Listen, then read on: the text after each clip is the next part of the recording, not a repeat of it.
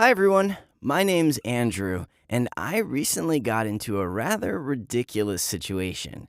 So tell me, can you really distinguish a guy from a girl? Of course, you think you can, and you think that's obvious. Yeah, but don't be so sure.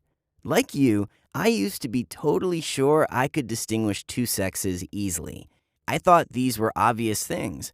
I even wondered how one could confuse them anyway. But now, I think that life is absolutely unpredictable. Well, are you already interested in what happened to me? Then make sure you watch this video to the end to know everything. Alright, it all started when I came to a new school. I was newbie in a class with new people. My parents often moved from place to place because of their work, so I had to stay no more than 1 to 2 years at different schools. And I learned to adapt pretty quickly and join a new team. Well, I never liked being a loner, so I immediately tried to make new friends and be a good classmate to others. So, new school again, yeah. In my first week, I met the whole class, made friends with the guys who immediately took me to their basketball team. I even managed to charm the girls because for them, a new guy in class is a good reason for gossiping. Anyway, things were fine as usual.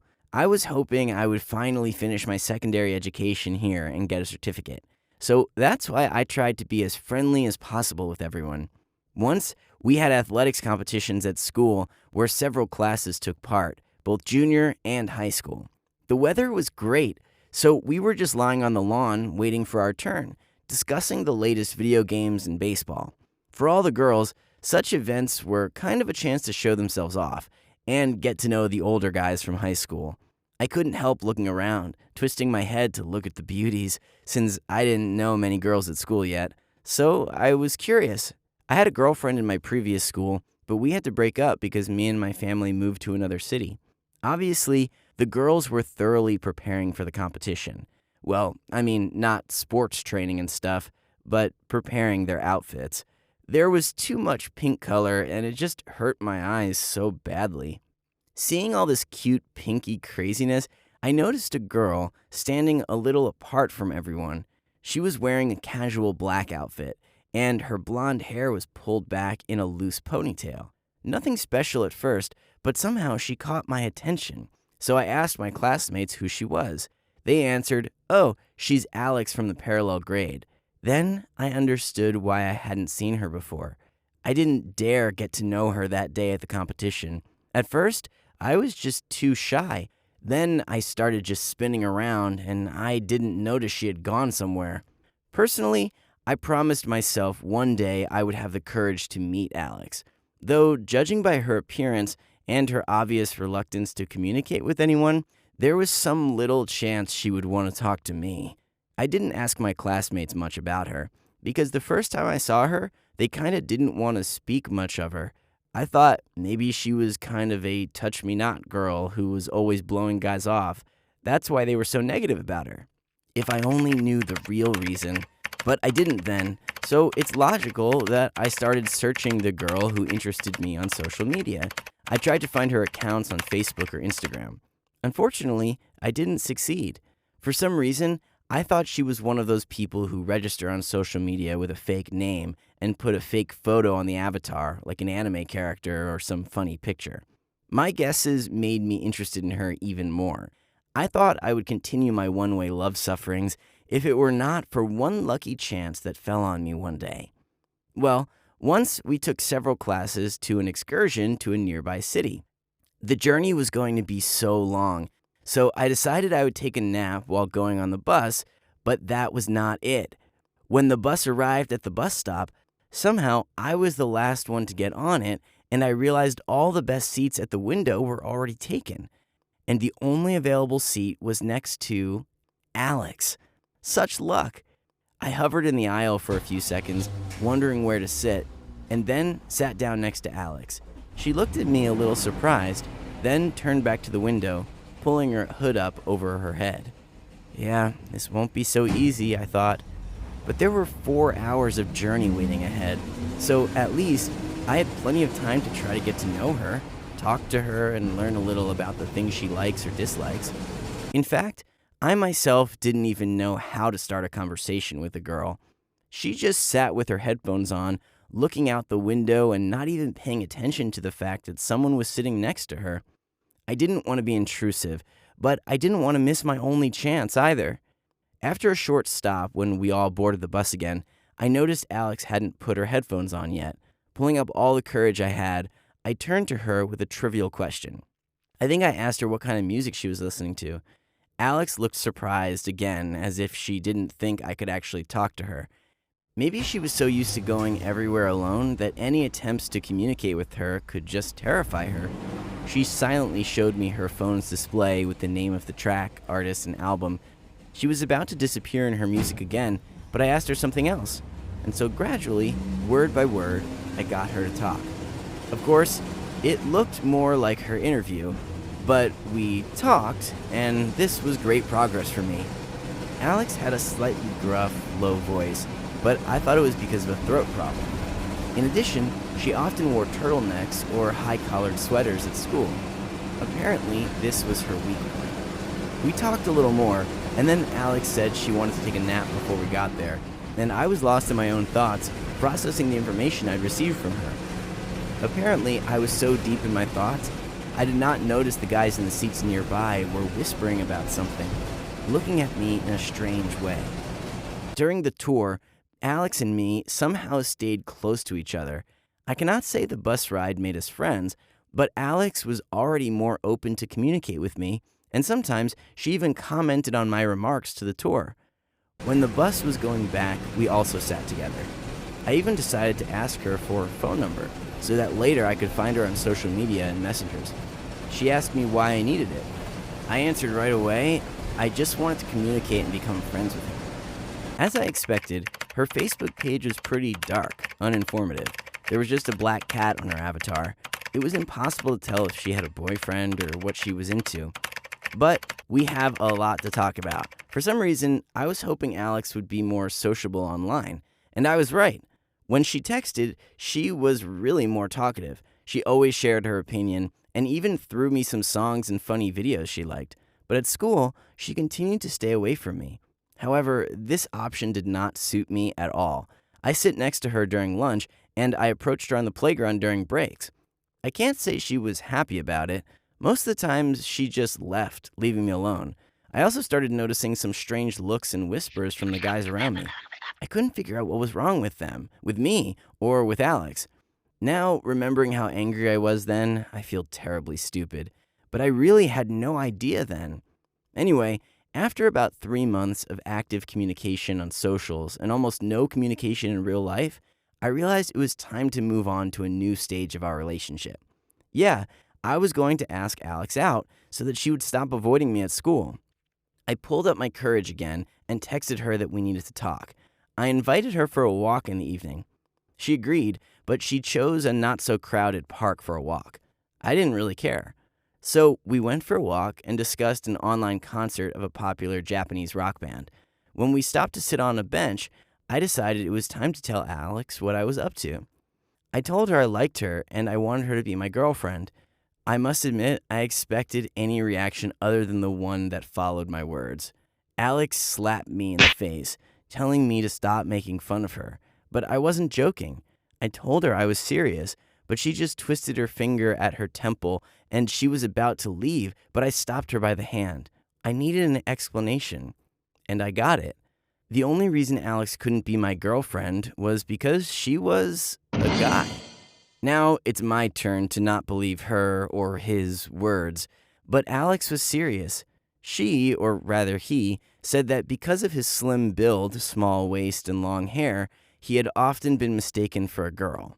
In addition, high sweaters hide his Adam's apple, and a chronic throat disease masked a low male voice, not typical for a girl. It all seemed so logical, but at the same time, incredible. It turns out that I liked a guy? But how come? Noticing my confusion, Alex just sighed sadly and went home without even saying goodbye. I spent the entire evening trying to come to terms with the harsh reality. First of all, I really liked Alex. But did I like him as a girl? Or just as a person with whom I'm interested in spending time together and whom I want to get to know better? I didn't have any homophobic prejudices, so I fully accepted the possibility that I was bisexual, which meant that I could date a guy. But the thing was, if Alex agrees, it would be difficult to do it openly. But would he agree anyway? I still didn't understand how he reacted to my feelings to him.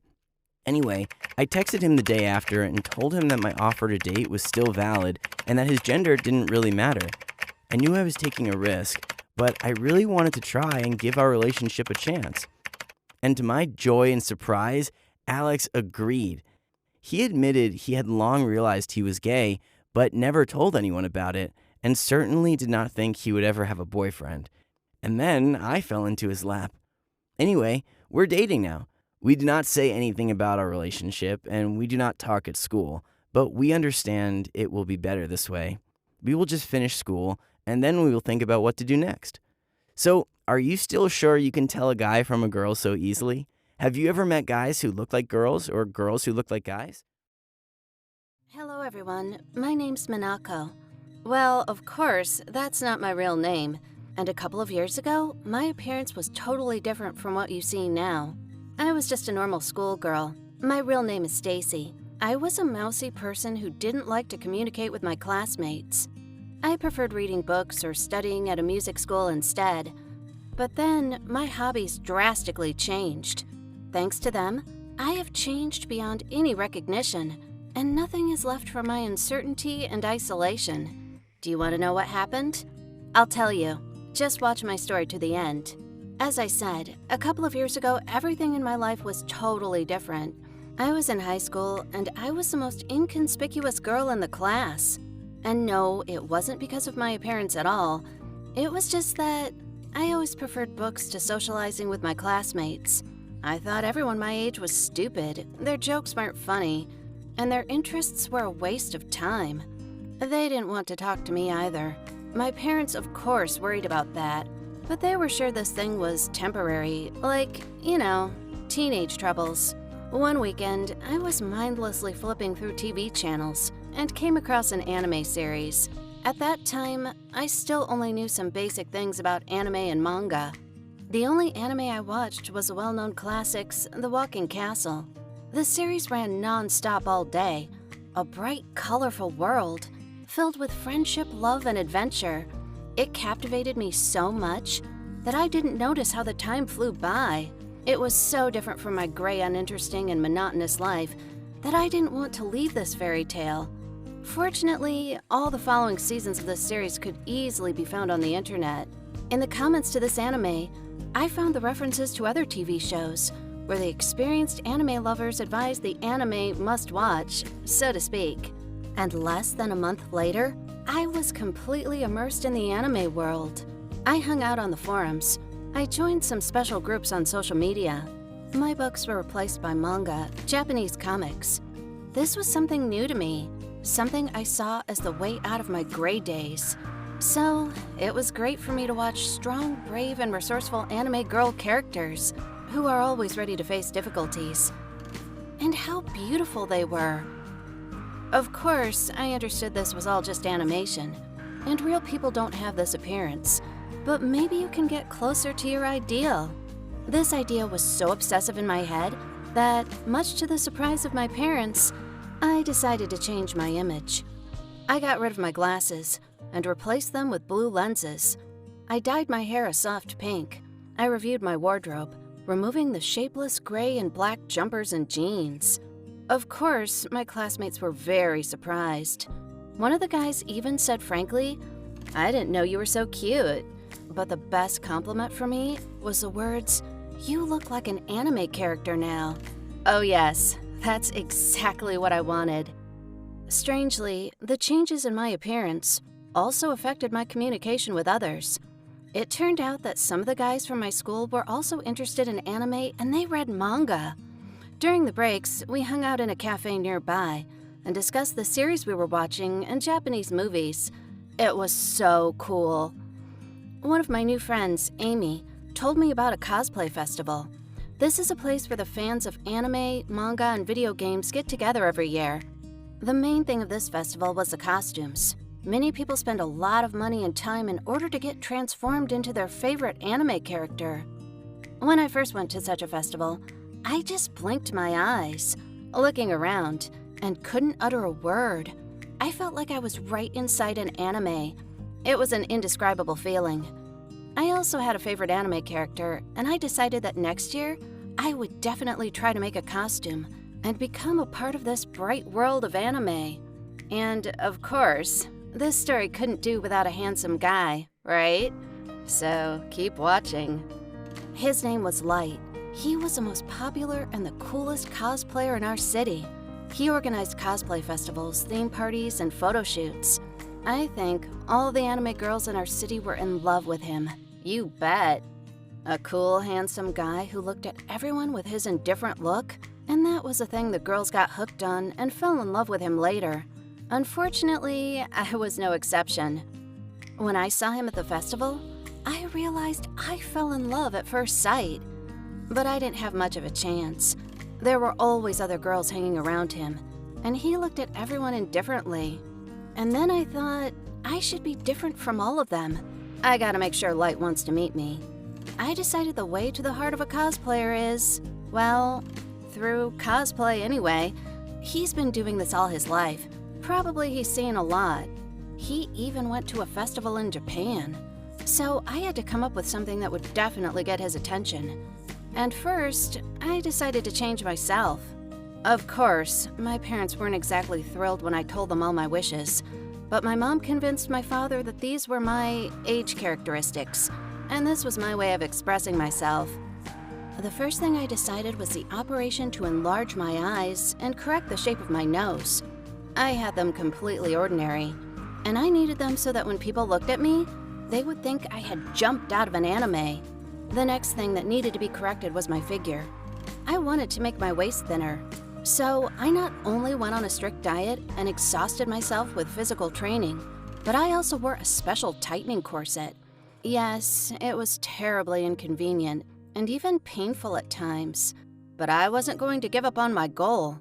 People around me looked at me as if I was crazy, but in less than a year, I had become a completely different person. I didn't even look recognizable. Someone reproached me for being unnatural, and that I had totally gone crazy because of my stupid anime. But every morning, I looked in the mirror and I was happy with what I saw in the reflection. I looked exactly like an anime character. Bright, flirtatious, seductive girl. So Light was almost in my hands. For him to definitely notice me, I decided to take part in the cosplay contest, where he was the main jury member every year. I had no doubts about my costume and image, because it looked like it was made by professional costumers and makeup artists. Of course, I won. The award was presented by Light himself, so I was looking forward to him coming up to me on stage. I was so worried I didn't even remember what he was talking about. I think he complimented my costume, and then he congratulated and hugged me. I was over the moon with happiness. Then, I couldn't even imagine what a disappointment awaited me in the very near future. After the contest, Light invited me to a party. It was a festival after-party, where the organizers and the coolest participants got together. I sat next to him at the table, and he told me about his trip to Japan, saying that my costume should also be shown to the Japanese people. And I dreamed we would go to Comic-Con in Tokyo together as a couple. But a voice snapped me out of my fantasy. A strange girl sat down next to Light and kissed him on the cheek. Sorry, what? Am I bothering you? Light introduced us to each other. This is Minako, me, the winner of the cosplay contest. And this is Leah, my girlfriend. Wait, stop here. A girlfriend? An ordinary, simple girl with Light? Where's the camera? Am I being pranked or what? I didn't want to believe what was going on. So, all my efforts were in vain? And he doesn't need an anime girl at all?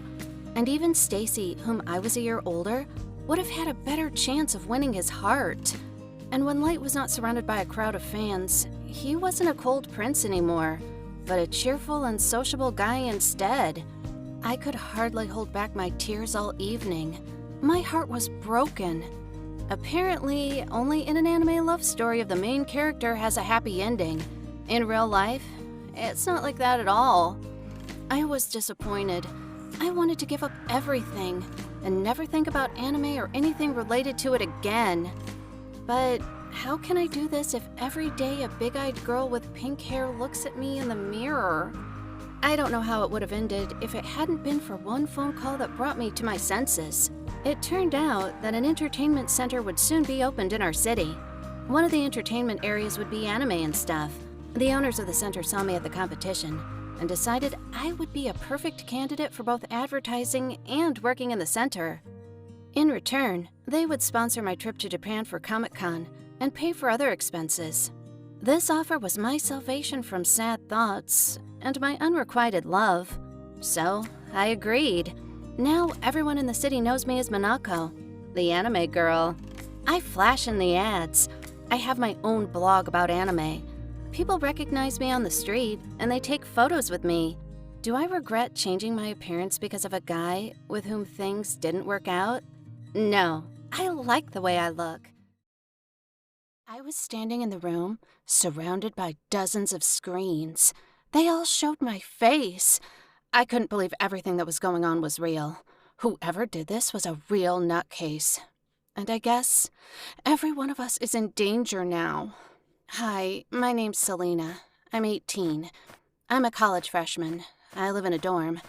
I come from a small town. My parents are simple farmers.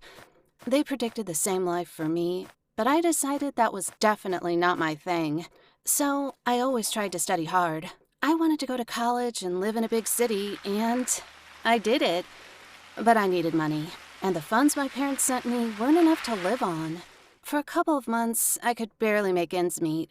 I ate pizza ready-to-cook food. Then I decided I needed to find a part-time job, but I didn't want it to interfere with my studies. My only option was to work in the evenings. First, I checked all the open waitress positions. I thought it would be a great part-time job for a girl with no education or any work experience. I went to several places, but every time I didn't like something there. I mean, salary, working schedule, and so on. Or I didn't like the boss who sometimes was sure I would agree to go on a date with him just to get a waitress job in his restaurant. Moron. I was almost desperate. But then, one of my dorm mates said her boyfriend had been working as a bartender in a cool nightclub for 2 years, and now they're in need of waitresses. She said it was a decent place. If the customers drank too much, the security guards would immediately escort them out. I was interested. So, the very next night, I was already at the nightclub, waiting for my dorm mate's boyfriend. He would meet me and introduce me to the boss. I immediately liked the place. It was an expensive, elite club. Everyone and everything looked so posh there. I went into the boss's office and returned to the bar. The secretary told me to wait for a while. I saw people starting to enter the club and have drinks at the bar. Mr. Bolton, the boss, asked me a few questions. Then he asked me to get up and walk around the office. I thought he wanted to make sure I could walk smoothly and beautifully and not drop trays of food and drinks. But after I sat down again in my chair, he suddenly asked me if I could dance. I admitted I was a bit into dancing at school, but I never did it professionally. Then he made me an offer I didn't expect at all. Anyway, Mr. Bolton praised my figure and appearance. He said such beautiful girls like me shouldn't waste their time working as waitresses, because I could get a much bigger salary if I danced in a club. He made it clear right away it was not a striptease or something. He just needed beautiful go-go girls who could dance in the main hall, entertaining guests and encouraging them to dance. Mr. Bolton invited me to the main hall. There were some guests there. They were talking, drinking, and chilling. He showed me some girls saying they'd been dancing for several years in his nightclub. They were more than happy in their working conditions. But recently, one of them got married, and her husband forbade her to work in the club as a dancer. I can't say I immediately liked this idea, but I thought about it for a while. And Mr. Bolton wrote the amount of a go-go dancer fee for one night on his iPhone to speed up my thinking process. Wow. For this money, I would have to run around as a waitress for the whole week at the club. And here just one night. I looked back at the audience. I realized there was nothing to be ashamed of in this work, so I agreed. The very next day I started. Mr. Bolton took me to the dressing room where the girls were changing. I expected them to meet me, to tell me how things were going on at work, but they just nodded in my direction and went back to their business. For the first week, I didn't dance in the guest room. I just watched others doing it. Then I tried to repeat the moves in the training room. At first, it looked quite simple. Just dance to the rhythm. That's it. But in fact, it required good physical training and improv skills. It bothered me there was constant silence in the dressing room. The girls never spoke to each other. They were just doing their business, applying makeup, doing hair, preparing outfits for the performance.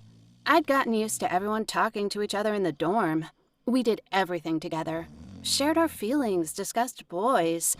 So, at first, I tried to make friends with someone, but after a week, I gave up. The only person I could talk to while I was at work was Thomas. Yeah, the bartender who had helped me get the job. One day, I couldn't stand the silence anymore. I asked him what was wrong with the girls. Why were they ignoring each other? Thomas told me there was a terrible competition among the dancers. They were always fighting for a more attractive place in the dance hall. They wanted it for Friday or the weekends as there were more visitors who would give them very good tips. Thomas said there were even some cases when one of the girls sawed off the other's heels or poured a substance on the inside of an outfit that caused scabies, or deliberately left the iron running on someone's outfit. He advised me to be more careful. Normally, these girls bullied newbies like me, until the new girls got stronger and showed their character. I wanted to run away from this club after such a story, but I knew I would be left without a job. Besides, I would never find such a salary anywhere. Maybe if I just don't stand out and keep quiet, I wouldn't be in any danger. I was very nervous before my first night dancing in the main hall. Of course, I was put in a far corner on my first day at the office, but I knew I couldn't screw up. Mr. Bolton was closely watching me, and I could feel his appraising gaze on me. Fortunately, I did well, with no sawed-off heels or scabies. At the end of the shift, Mr. Bolton paid me the promised fee for the evening. He praised me, and on the same day, I saw the first fight in the dressing room. It turned out that one of the girls occupied the dance place of another one, and it was closer to the VIP rooms, so she earned more tips. The girls screamed and almost grabbed each other's hair, but others didn't even think to separate them, just silently watched from the sidelines. The first time, I was scared, but then I got used to it. Before the working shift, the dressing room was filled with silence, and after, there was shouting, fighting, mutual accusations. I tried to be as inconspicuous as possible at these moments, so that I wouldn't get accidentally involved. My life started to get better. I studied, danced, and I earned enough money to support myself. I didn't get enough sleep, of course, but I didn't complain. One day I came to the club earlier than usual. I went shopping at a nearby store and decided there was no point going back to the dorm. The club was still quiet. The staff was just tidying up before the opening. Thomas was counting the alcohol supplies for the evening. I decided I could get some sleep in the dressing room. There was a comfortable sofa there. I fell asleep. But suddenly, I heard a rustling. I was pretending to be asleep. I opened one eye and noticed a man in uniform fixing something under the ceiling. I couldn't see what was behind him, but as soon as he left, I decided to find out. Much to my surprise, I found a security camera hanging from the ceiling. On one hand, it's clear why it was there, but on the other, we changed in this room. Some girls even went naked, and someone watched it all on the screen. I felt uneasy. For some reason, I decided to explore the entire dressing room. I was terrified when I found several more cameras hidden in the other corners, and one was even installed in the mirror. It didn't look like it was installed there for safety reasons. I wanted to ask Mr. Bolton about it, but when I was going to his office, I saw the security room. The door was open. I decided to look in. Fortunately, it was empty. I carefully looked at the security monitors, but I didn't see any monitors showing our dressing room. What? Then, what were these cameras shooting? What were they there for? I was about to leave when I saw a small door in the security room that led to some other place. I glanced around to make sure I was still alone. I reached for the handle, and the door opened. I stepped inside, and then I froze in horror. It was a small room, and it was practically stuffed with monitors. From floor to ceiling, there was a control panel and a monitor in the center. Looking at the computer, I realized the video content from these cameras was being broadcast somewhere outside. The person who did this was a real nutcase. I ran out of the room, but there was a very unpleasant surprise waiting for me in the security office. Mr. Bolton, and he was very angry. Bolton said no one was supposed to know about his little secret. The show was being broadcast live all over the country. He made a lot of money from it. The audience liked to watch how the girls fought, made setups for each other, walked around naked. I said I would go to the police because this was illegal. But Mr. Bolton threatened me if I did. He said he would tell everyone, my parents and the college management, that I was working at the nightclub, and not just as a dancer, but I was doing something more interesting with the VIP customers there. It wasn't true, of course, but he promised to make everyone believe he was right. Now, I don't know what to do. On the one hand, I understand that Mr. Bolton's actions are unacceptable. On the other, I don't want my family and friends to think I make a living selling my body. Tell me, what would you do in my shoes? Would you go to the police? Or would you just quit the club and forget everything like a nightmare? Write your answers in the comments below. Hello, everyone. My name is Alex. I got into such a nightmare, the consequences of which will remain with me for the rest of my life. I just don't have a chance to fix it. Like any teenager, I thought that parents did not understand anything in life. Starting from 12, I was a real troublemaker for my parents. I don't even know how they put up with this at all. There were constant quarrels in our family, and the atmosphere was extremely unhealthy for living. When I was 14, I decided my parents are not like mine at all. I was a foster kid or something. This is why they forbade me to communicate with older kids, did not let me go to the parties, and didn't buy me a scooter. They said they were just worried about me and my dumb head. All the rebels and very independent ones, give a like for this video, and be sure to watch my story to the end. Maybe this will save you from repeating my mistakes. I even shouted into their faces that I knew the truth, that they were not my real family. Dad then just got up and left, and Mom pulled up her shirt and showed a cesarean scar on her stomach. But this did not convince me. And then a few more times, I used this forbidden trick if they tried to put pressure on me. I had a great life and very good parents. All the prohibitions were quite deliberate and only for my safety and health. And as for the rest, I was not limited at all. Want a new game console? Here you go. Want to go to the concert? Jump in the car, Dad will take you. I had the most fashionable things, the best gadgets, and everything a teenager needed. But I was a minor moron and took their care as a threat to my independence. With all this stuff, my parents never raised a hand to me and never even screamed. They tried to explain to me why I was wrong. It was me who always screamed. Though my friends often told me some scary stories about my father's belt, closets, and screams, and as a result, nothing bad happened to them, unlike me. Maybe in vain, Dad never tried to educate me with a belt. I studied poorly. I had no interests except hanging out with pals or chopping into my computer. I couldn't refuse it just because, dear, these things affect your academic performance. Even the promise to pay me for the good grades did not help. I had learned to masterfully gut my parental pockets and knew all the passwords from all their banking accounts. The first time I ran away from home was when Dad got totally angry and locked me in my room for a week. I was a badass then. I tried alcohol for the first time and came home in a very dubious state of consciousness. I didn't like it at all, by the way. I had to be cool in front of my friends. I did not tolerate such a scandal from parents. I waited until they went to bed, packed up, and left through the window.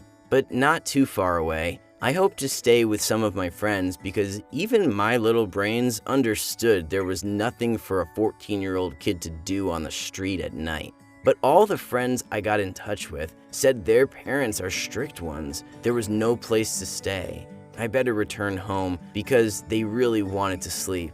So I spent the night on the park bench, and in the morning, I went back home. After this incident, the bars appeared on my windows, and I realized I had no real friends with whom I would die together. This did not help me much because soon the situation repeated itself.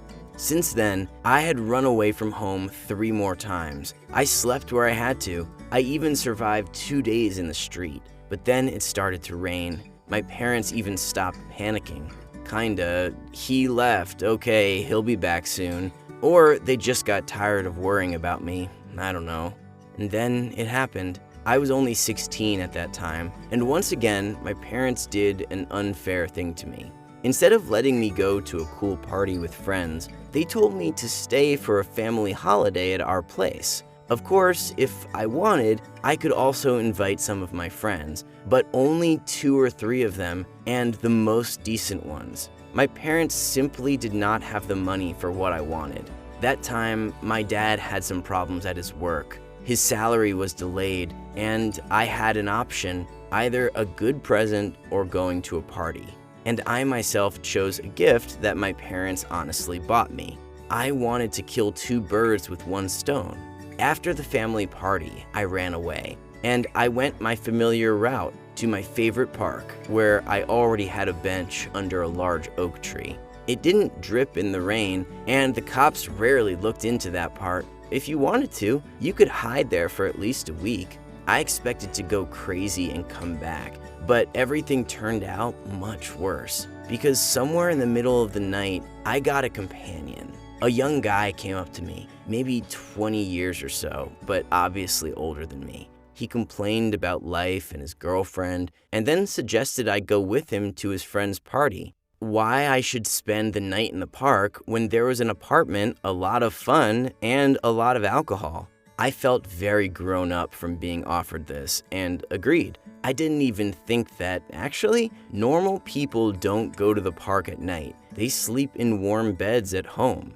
He honestly brought me to the party, but that was not what they usually show in the movies about students at all. There were no beautiful girls in bikinis, no funny talks and punch and glasses, not even music. This apartment looked like a cheap shelter for some drug addicts. Ripped walls, floors obscured by something incomprehensible, people lying in different poses everywhere, including sofas that seemed to have been taken out of the garbage yard. I wanted to leave right away, but my guide led me to the scoff and said I was probably scared, a little homeboy, and of course, I immediately wanted to prove to him that this was not true. I boldly took the outstretched glass, sipped something disgusting and stinking like a toilet tank, and lost my senses. I had no idea what happened next because I was in a complete total outage.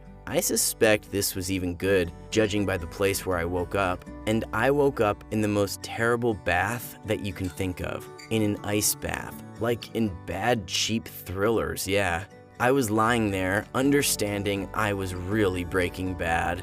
I could not move at all. That nasty thing that was inside me was still roaming in my body, and on the one hand, it was good because I did not feel the pain, which, judging by my condition, simply should have been hellish. And on the other hand, no matter how hard I tried, I could not move a single part of my body. The ice was freezing.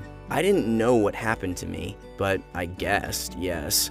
I understood very well. A little more and I would have total frostbite. Therefore, mainly using the power of my will, I managed to get out of the bathroom.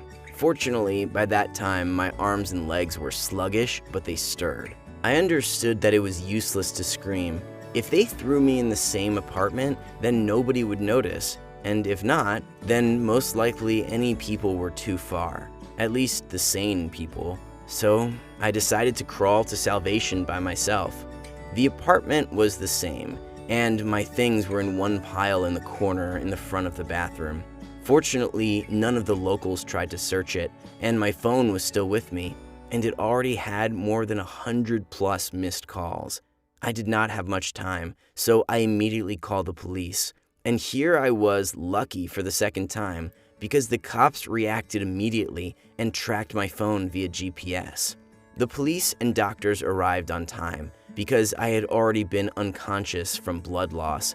As the doctor later told me, An ice bath was a complete nonsense. It does not stop anything. It simply slows down the processes, but only after defrosting things usually get much worse. They brought me to the hospital, and there they discovered I would now live without one kidney because I no longer had the second one, and a little more liver was not there, but fortunately, not all. They gutted me like a fish and left me to die. And there it was discovered that I had disappeared not yesterday, as it seemed to me, but 3 days ago, and people seemed to be searching for me. I stayed in the hospital for a rather long time. I had enough time to think about my behavior, to realize what a bastard I was, and make peace with my parents. We cried together. I promised that I would be the best son in the world, and Mom and Dad blamed themselves for not keeping track of me. The cops did not find anyone. There were not even traces, no clues. I was offered to rejoice that I'm generally alive, because others did not survive in such cases. They turned out to be common in our city, especially in some criminal districts and in all sorts of disadvantaged places. These guys expected I would end up there too, but I turned out to be wonderfully healthy and tenacious. Pure luck, yeah. To my question, why 3 days and where was I all this time? One of the cops said that most likely they transported me somewhere. It's unlikely that anyone would seriously operate in such a disgusting place, especially taking into account they were going to sell my organs. And they returned to that dubious apartment after the operation, so there would be no traces. Nobody would have found anyone there anyway. Everything ended up not too bad for me, but normal in some way. I'm alive, even almost healthy. I reconciled with my parents and learned to live anew, already being a normal person. This life lesson really helped me to appreciate my life, and I finally understood that I have the best parents in the world. The other thing is that I was a complete moron. And how many people, being naive and stupid, did not return home? Terrible. Hi, it's Julia, and I have a tragedy of a family scale. The thing is, my mom's a gamer. And she is the type of gamer that forgets about the outside world and loses everything for the game. As they say, nothing seemed to go bad. As far as I can remember, my parents worked, and I was with a nanny or went to kindergarten. It got to a point when they both had only a weekend a few times a month, but our family needed it because we paid a loan for the house. I didn't particularly know my parents, because we practically didn't talk. Nevertheless, I was sure they loved me, and that we had a good and typical family. We spent all the holidays together. On my birthday, there were carnival parties and animators. On Christmas, Dad acted out Santa Claus's arrival, even when I had already guessed that he didn't exist, and all that stuff. We also spent vacations together. If my parents' vacation wasn't at the same time as my holidays, they just bought a certificate from my family doctor and officially allowed me to hang out right in the middle of the school year, but with textbooks, so as not to fall behind the school program. Anyway, such a typical ordinary life. Yep, like the American dream. A home, kids, and lovers, and home cookies right from the pan. We didn't have a dog, but that's a little thing, right? But there was a real cherry garden, like a dozen cherry trees right behind the house. Incidentally, I was a part of this family life. I studied, did ballroom dancing as a hobby, and I wore lace dresses until 14.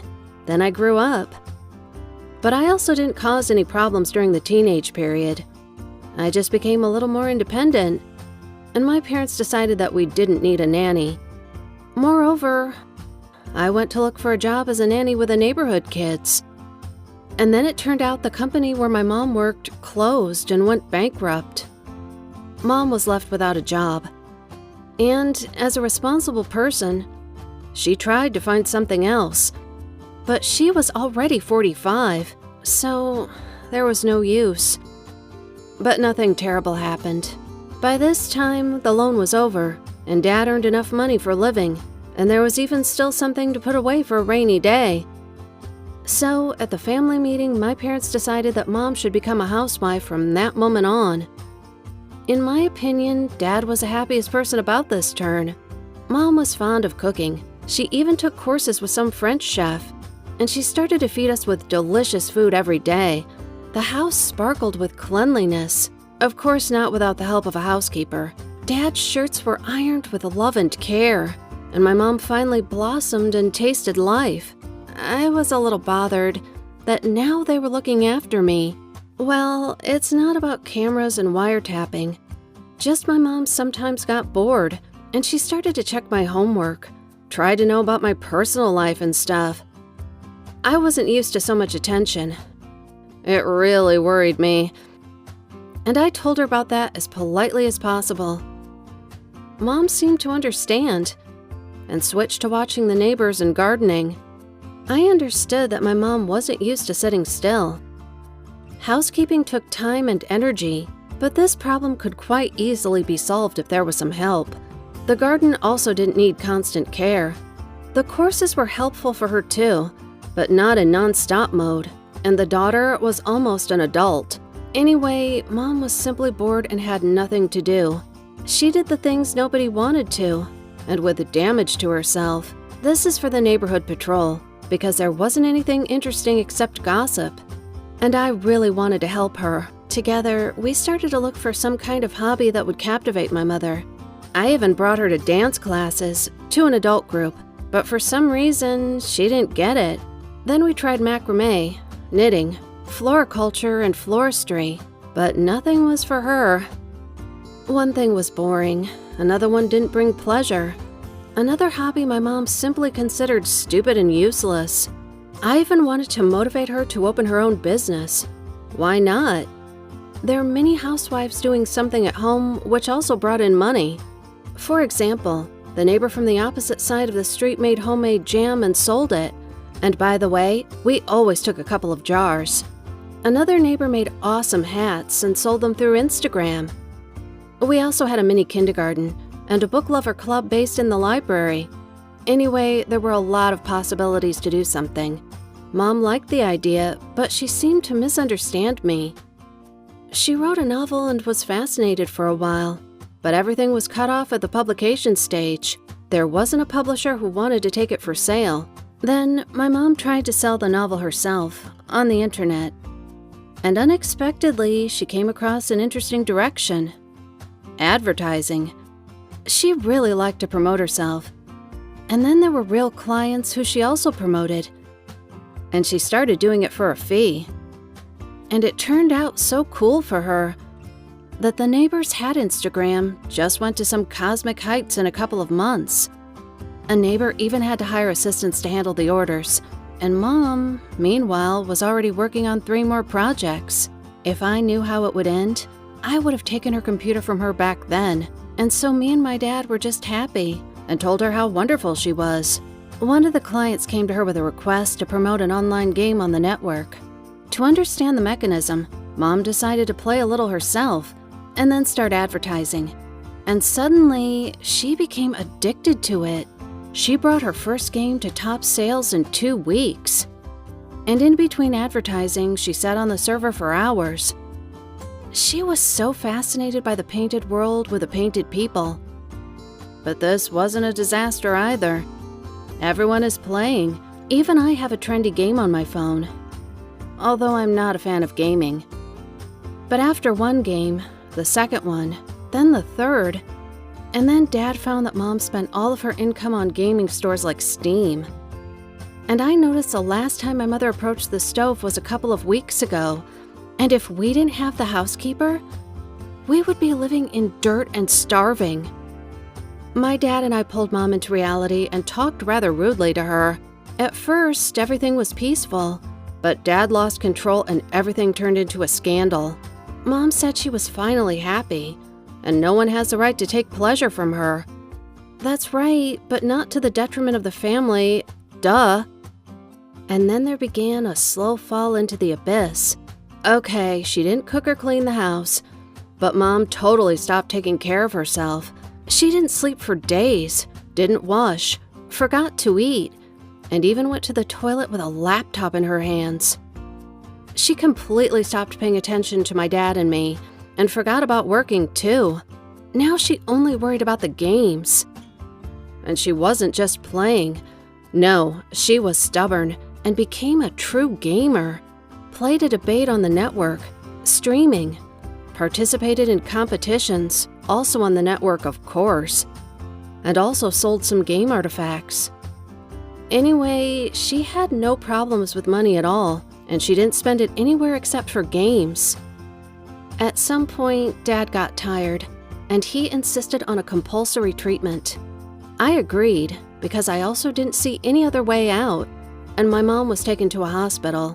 There, she came to her senses, although she repeated that she didn't expect such a betrayal from the family, and now she hates me and my dad. But she forgot about the computer, took a course of pills, and started to respond more adequately to the people around her.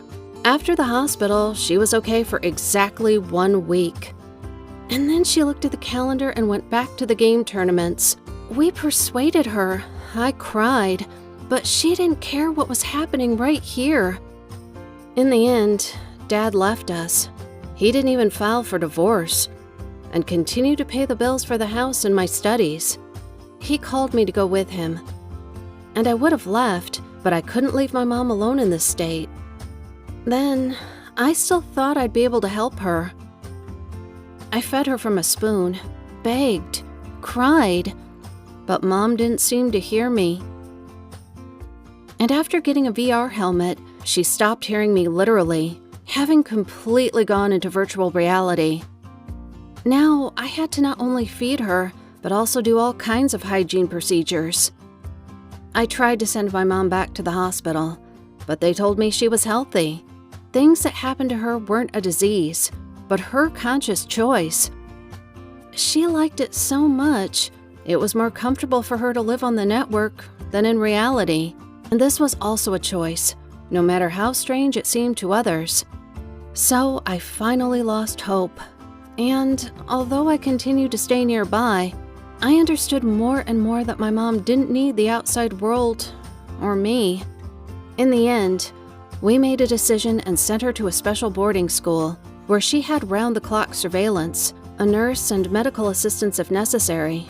This was the last time I saw my mom and talked to her, looking into her eyes. She agreed to this option and signed all the necessary papers.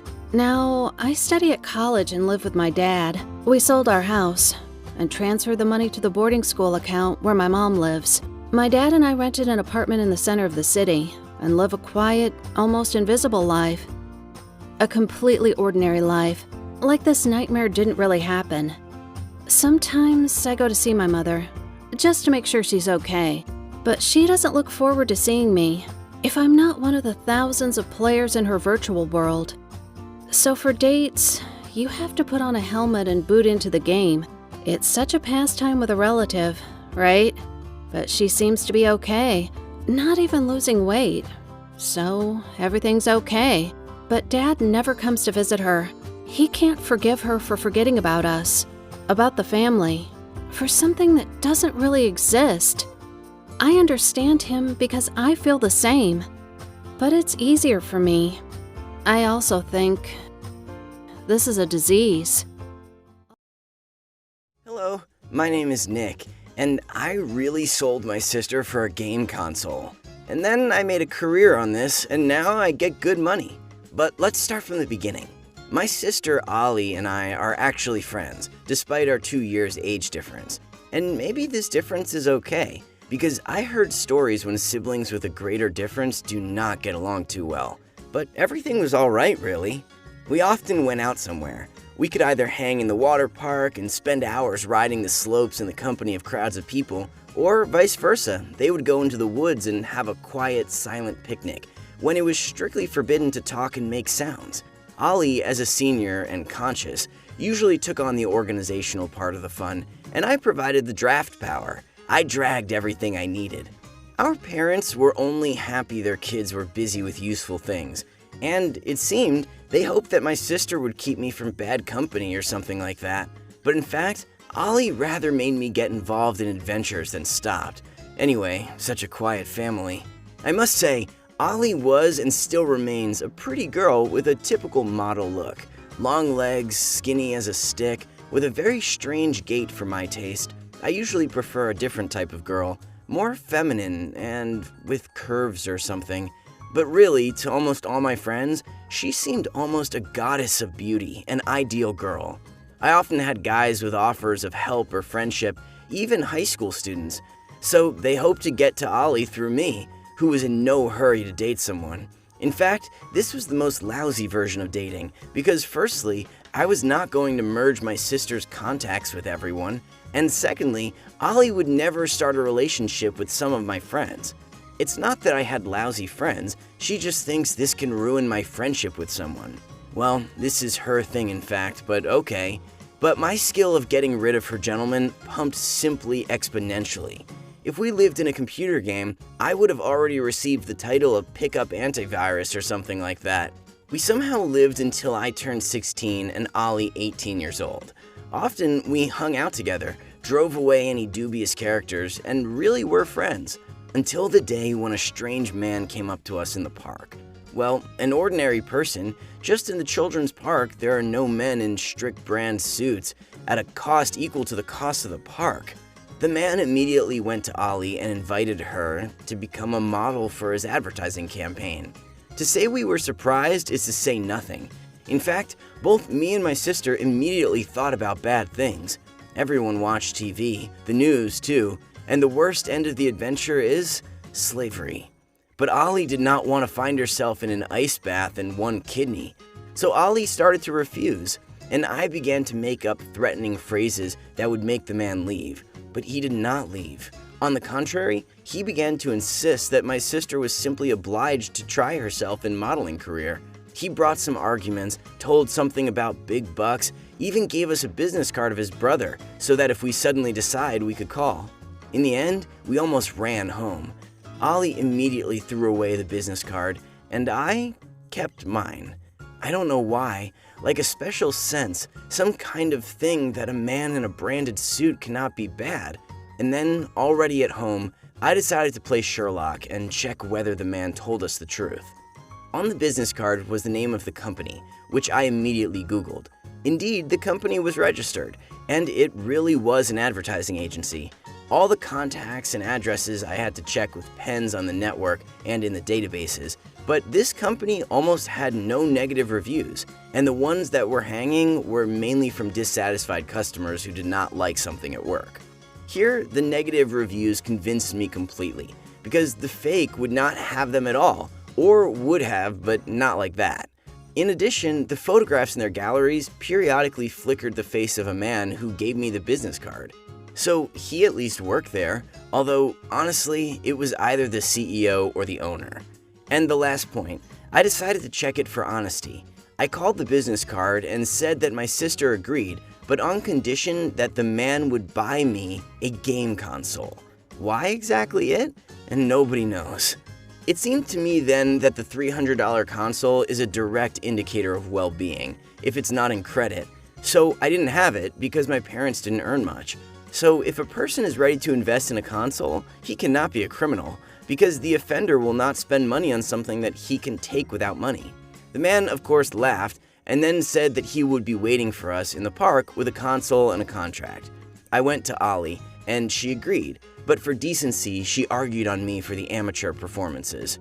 Anyway, as a result of negotiations, I became the owner of the latest game console and an ice cream with caramel, and my sister signed a contract for $2,000 for a photo shoot of some kind of sports store, and the business started. However, later, when Ollie's face began to look on us from the city banners, we both got some wise words from our parents for not telling them and for climbing into a dangerous business without their control. But it was already too late, and the place of Ollie's manager turned out to be occupied by the small and talented entrepreneur, me. Since then, Ollie has starred in various studios for advertising and for making her own portfolio. And I just showed the most brilliant talent to find her the coolest and the richest customers. And at the same time, I weed out all sorts of perverts. I felt the truth of people on an intuitive level, but I never trusted my intuition completely, preferring to check everything several times by myself. Over time, I even met with local police officers and used their base. He said that he was dreaming of becoming a lawyer and was now trying to figure out how things worked out. So they also helped me, for a purely nominal fee of coffee and cookies from my mom. By the way, I never told my parents about this, but I did tell them. They were I really plan to get a law degree because it is extremely useful in my business. Anyway, Ollie always knew if I gave her the customer, things would be at the highest level. And after 2 years, we made her a superstar in the modeling business. Now, Ollie flies to different countries, walks the best and most expensive podiums of the world, participates in shows of famous designers, and she's all in glamour. I don't know how strange it may look from the outside when she introduces me to everyone as her manager, but judging by the things, her face in every secular fashion chronicle is such an awesome advertisement for little me, because recently a line of models has really lined up for me, dreaming of working with the youngest and top manager. I mean, with me. Now I have 5 girls on a contract, plus my sister, all in an adult way. Tariffs, rates, obligations of the parties, and other paperwork. I find them a safe, well-paid job and make them stars from simple models. While it turns out, I'll say without too much modesty. Despite the fact that my requirements are barbaric and challenging, my girls do not complain. On the contrary, they are trying their best because a crowd of other people want to take their place. And this is weird. No, I'm not some tyrant and despot. I'm just used to focusing on my sister's performance, and I also learned very well during all this time that in any business, there is no place for lying on the couch and doing nothing. Either you work like a horse, or you are eaten by younger, more talented, leggy ones. That is why my beauties work all day and night, but their faces are flashing wherever possible. But I just get my managerial interest and enjoy life. That console is no longer the subject of my desires, and it's too old, by the way. But it's still with me, though now in my own apartment, which I bought with the money I earned. This is my reminder of how naive I was, and my kind of talisman for the future, although I have absolutely no time to play it. I went to study law as I planned. Now I am actively studying law and all sorts of important acts in order to make up the right working contracts and agreements. And on all the sides, I'm in the absolute plus, except one, my personal life. My personal life is not very good, and it's all about my work, yes. The fact is that the girls I work with are constantly hanging out in my house, or my sister's friends. Actually, Ollie, when she comes home, lives with me, and I do not mind, but every friend thinks I live in paradise. My friends envy me and believe that I date each of the models, or at least had sex a couple of times, but this is absolutely not true. You see, I said that I like very different girls, maybe a little chubby, but to be sure with curves, and models do not have this. And here is the dilemma, because not only does everyone think that I'm not free, I also can't bring the beauty I like to my home. I tried, really, but those who go to the apartment usually run away at the sight of the models. And no matter how much I repeat that I don't give a damn about the next girl in a bikini that lie on the sofa and that I don't like it, the girls were scared and ran away.